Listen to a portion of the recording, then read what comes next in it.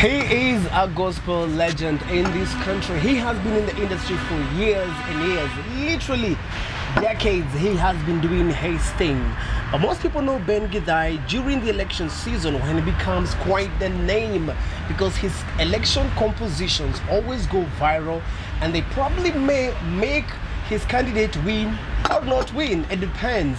Well, we knew him in 2017, and in 2022 he may not have had a big song politically, but also he made a slogan that was quite popular and went viral.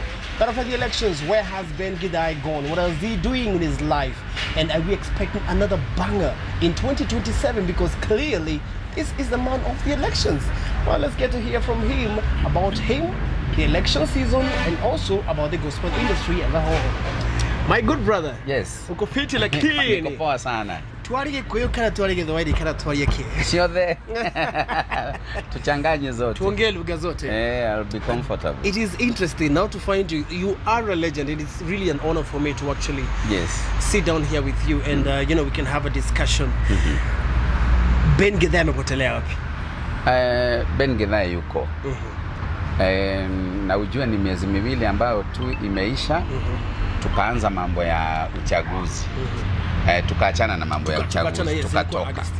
So kulikuwa na like a month sasa ya kupumzika na kuangalia sasa utaelekea wapi.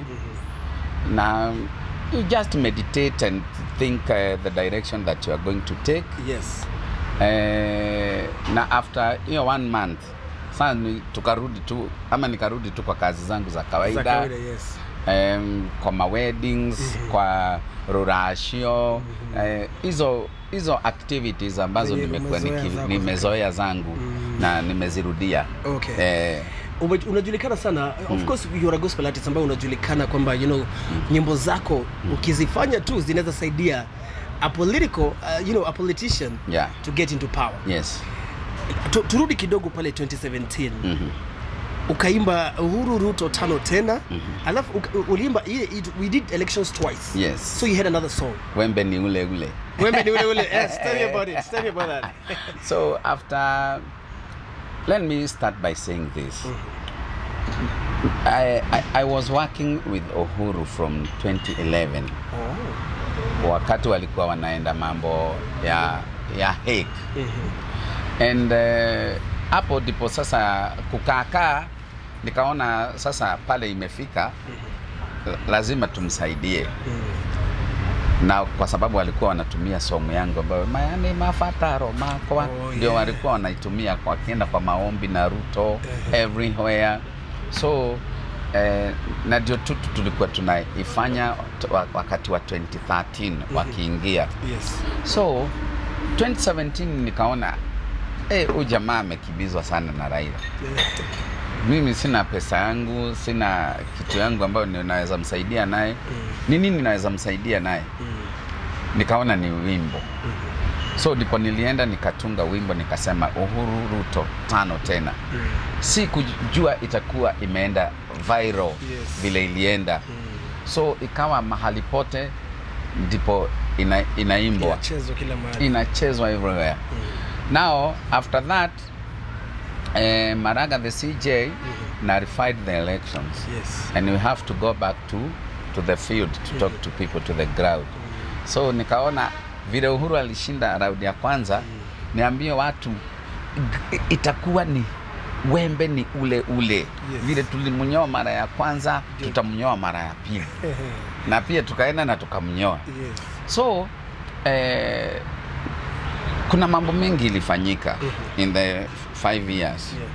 Kwa sababu kulikuja na COVID, ukakuja na mambo mingi, watu wa Nyamakima wakaanza kulalamika.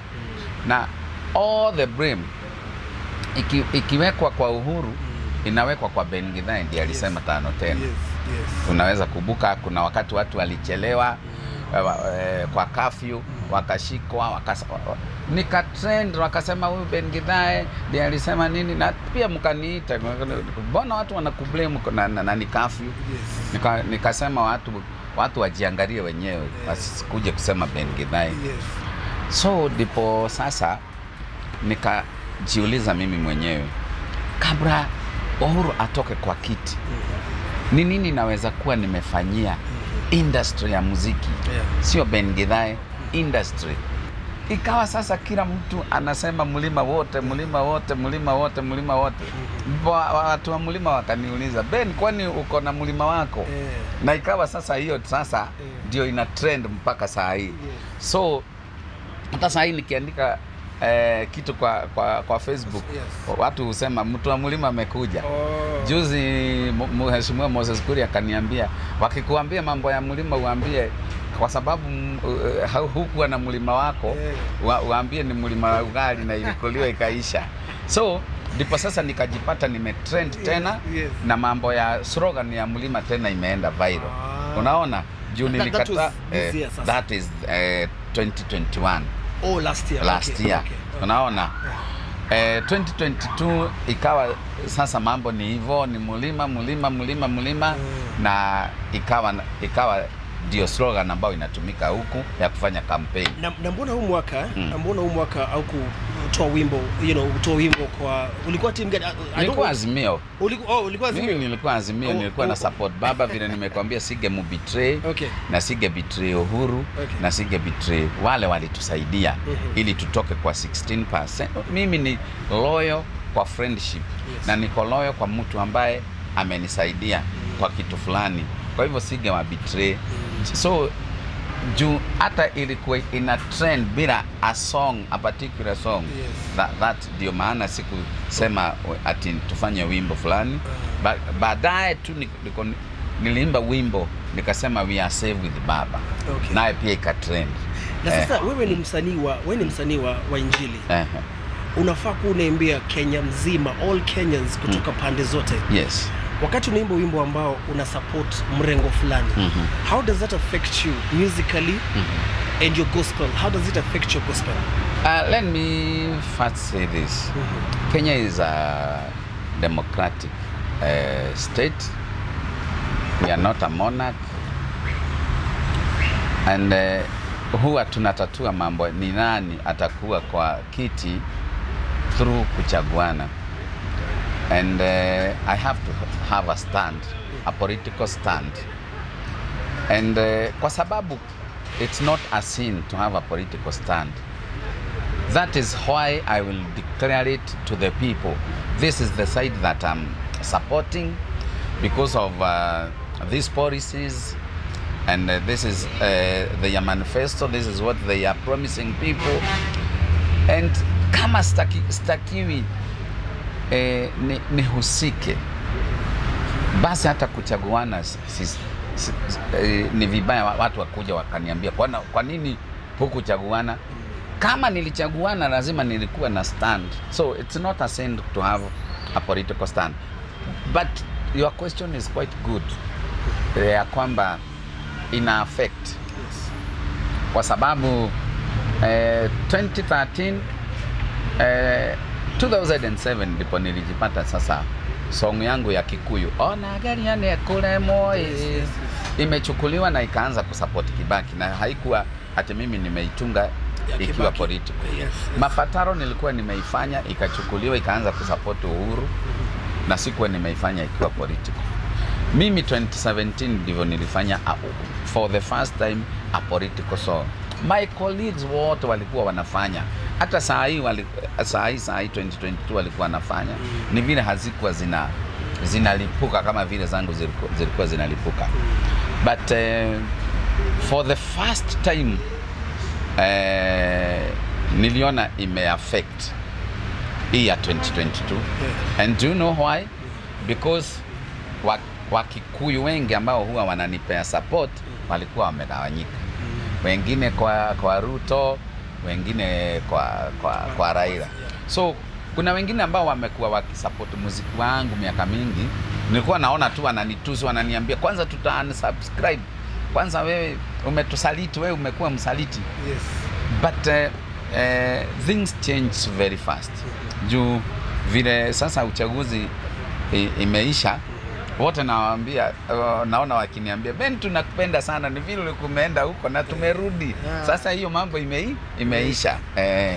Kwa interview fulani ulipeana kitambo, ulisema kwamba Uhuru Kenyatta paid you a good amount of money. I didn't say that.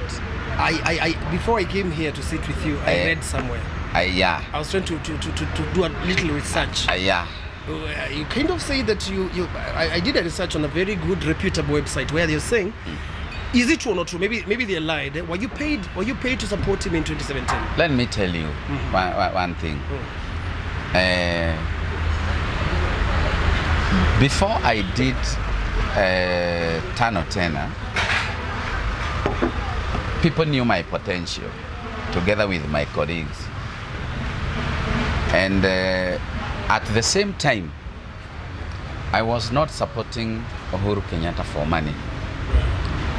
So nobody consulted me and told me to go to studio to do the Tano Tena song. It was my own initiative. And I went and I recorded the song and it went viral. There was a team that was formed to try and get a slogan for the 2017 election. And when they had Tano Tena, automatically they fell in love with the song and the slogan, and automatically they took it. That is when I was approached by Uhuru's men, and I was taken actually to State House Nakuru, and I met Uhuru. And what I got was a token of appreciation. At the same time, I was told that I'll be together with Honorable Moses Kuria leading the Bele Kosawa campaign team, and we got what we got. But there is no particular time we sat down and I said, this is what I'll charge you for this song. But truly I benefited. Yeah. Yes. They appreciated your efforts. They appreciated my effort. Okay. Yes. So would you feel like it's an okay thing for gospel singers to allow, is it an okay thing to publicly associate themselves with a particular group, given the circumstances sometimes? That is a personal decision, and whether it is wrong or whether it is right, I took it to myself to support Uhuru, and I have no regret. And there is no way I would go to a side. And when I'm on that side, people start killing other people, destroying people's property. I think the spirit that is in me will direct me to the right side, whether it wins or not. Because everything that is winning, that does not mean it is right. Something can be very popular, but that does not mean it is right. Yes. What was your reaction to the Azimio loss? Azimio lost the elections. They lost at the Supreme Court. Yes. Ulisikiaje? Of course, I was disappointed, completely devastated. Yes. Because I have gave it all, my body, my spirit. Only that I didn't give my soul. But I had invested a lot on it. Going out there, people insulted me, others celebrated me. So when there is something that you are looking for and you don't get it, and in fact, the thing that made me felt devastated, it is because I had a lot of hope that Azimio is winning. And you could not tell me that there is a time I will sit down with you here and Raila is not the president. So I felt so much devastated. Did you agree with the Supreme Court decision, or did you not agree? Did you agree or not? Well, you have a right to or not agree. I mean, yes. Let me put it this way. We have to respect the court and the decision of the court. But there are things I agreed with, and there are those things that I did not agree with. So, but we have to move on. Yes. In fact, immediately I did a song, and yesterday it was played on Citizen TV, a Kikuyu one. It says, "Kwa hitana ni guthoga." Now we have to move on. That's a good one. That's a good one. Yes. Oh, okay. That is your latest song. Yeah, that is the latest song. Kwa hitana ni guthoga. Would you say that song has been inspired by the political situation in the country, or is it just something totally not related to politics? Of course, what inspires? Of course, it's a gospel song. Yes. But what happened after Supreme Court inspired me because I could sense when they read the first three items. This one we lost, this one we lost, this one we lost. You knew. I knew. Baby imeenda. So that's it inspired me. Kwa hitana negodoga. Yani mambo ikiwa baya, si tunasonga mbele. Kenya is a secular state. The president, the deputy, and their spouses bring a lot of Christian elements into the presidency. What do you think of that? Is that the right thing to do? Should we have a lot of Christianism being pushed down the country from the top office? Well, first of all, let me just correct you. I don't know the measure of that would say this is an extreme Christian. Oh my God, they are serious Christians. I mean, you know that. So by kuniangalia too, I don't look like a serious Christian like they are. But you're also one of the serious Christians. Yeah, I don't know. But I'm not extreme because you're not extreme, yes. There is that public perception, and it is good, but we should know them by their fruits. Yes. Character and even actions that would describe a truly extreme Christian. Yes. Without fault. Though we cannot say that we are not sinners and they are not sinners, but if they live by example of what they are showing us, we can truly say that they are Christians. But Kenya is a secular state, and it is good to pray. It is good to come out with the self-exhibitionism of Christianity, but it might come back and haunt people when they don't live to the standards. One, to express that they are Christians, they must fight corruption. Two, they must not revenge. And we can see a lot of revenge even in their speeches. How watu, how so so there is that bitterness. Yes. And you should not show publicly that you are bitter when you have come out with a lot of pastors behind you, and you are praying and you are telling people we go around praying around the State House, we are sanctifying the State House. Then you come out the other day and somebody comes and say wale watu tutafanya hiyo, inaonekana si ni wale walikuwa natubu jana, mbona tena leo wamekuja ni kama watapiga mtu. So hiyo I think on that side inafaa waangalie in the true picture they are trying to portray of Christianity to come out. Yes. For now, the picture they want to show, and the other side that of bitterness and na kuonyesha tukishika hawa So hazipelekani.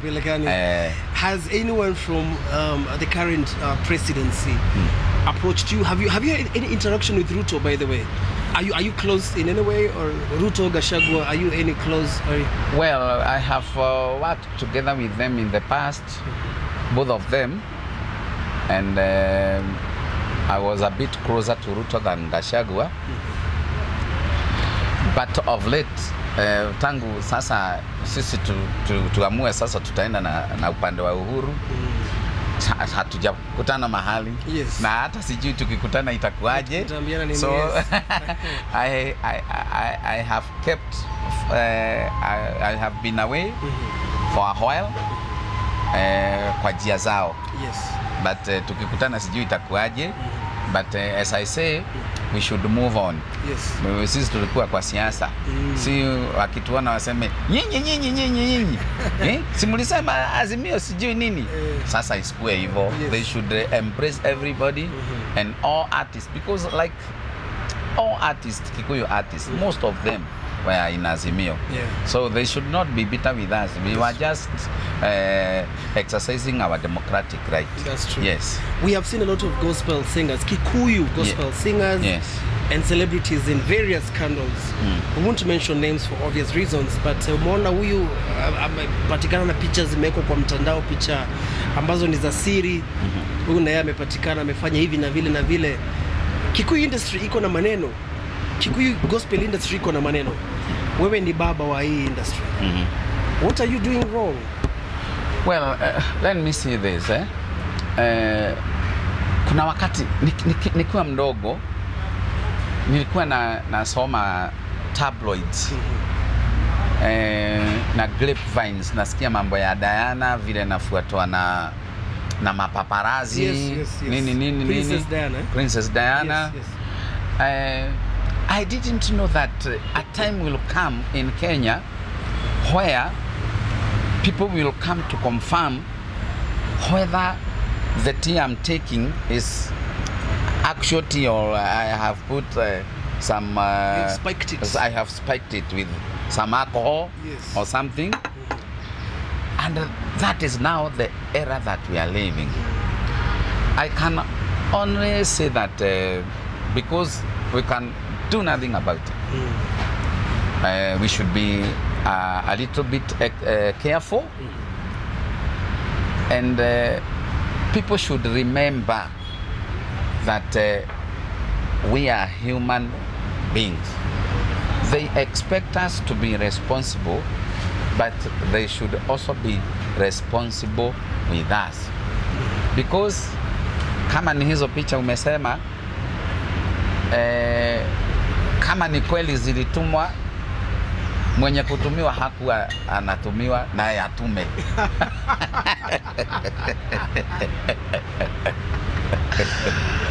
So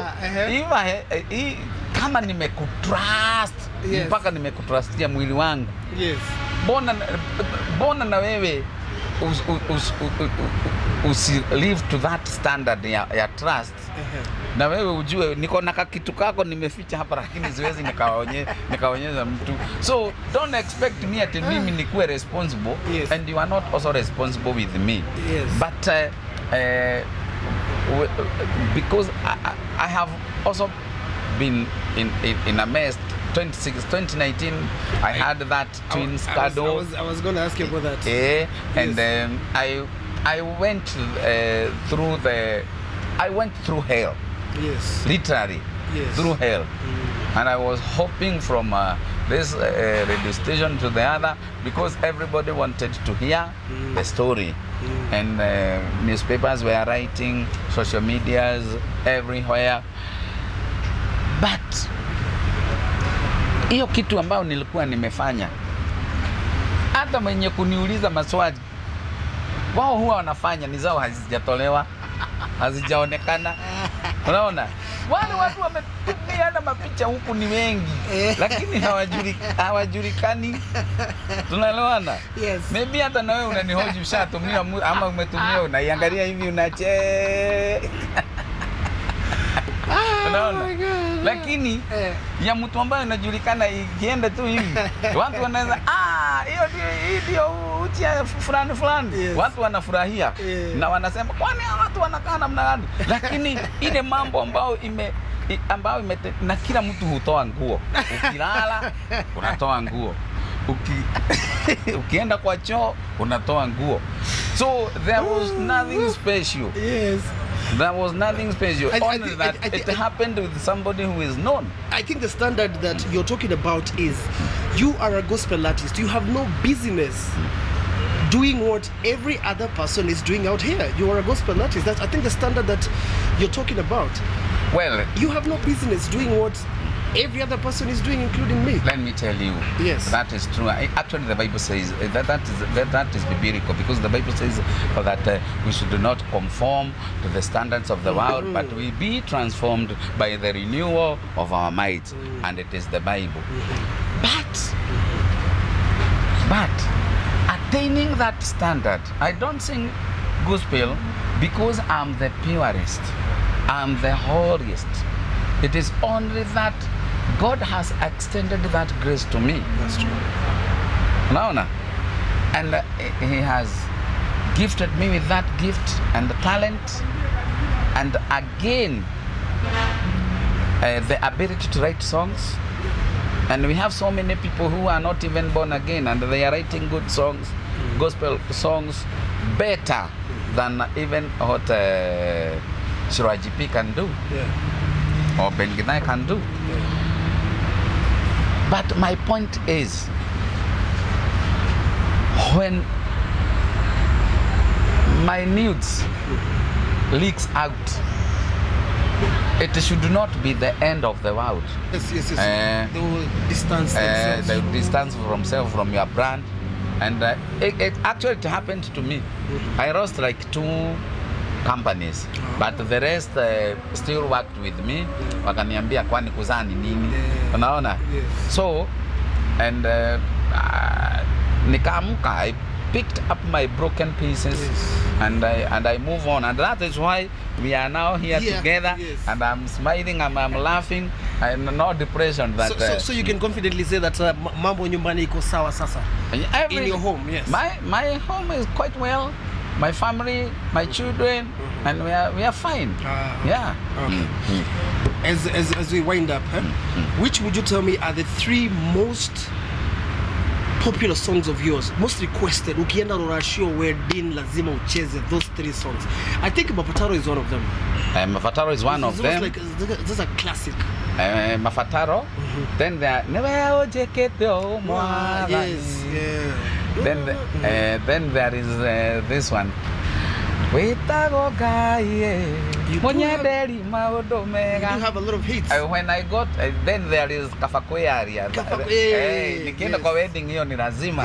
So hiyo na kuna ingine inaitwa Roho wa Kaini. Roho wa Uiru, Roho wa Kaini urotoma. Those ones they must be, and there is no DJ. Yes. A serious DJ. Yes. Without those particular 5 songs. And you have to play them everywhere. Yeah, everywhere you go. How busy is Ben Githae over the weekends?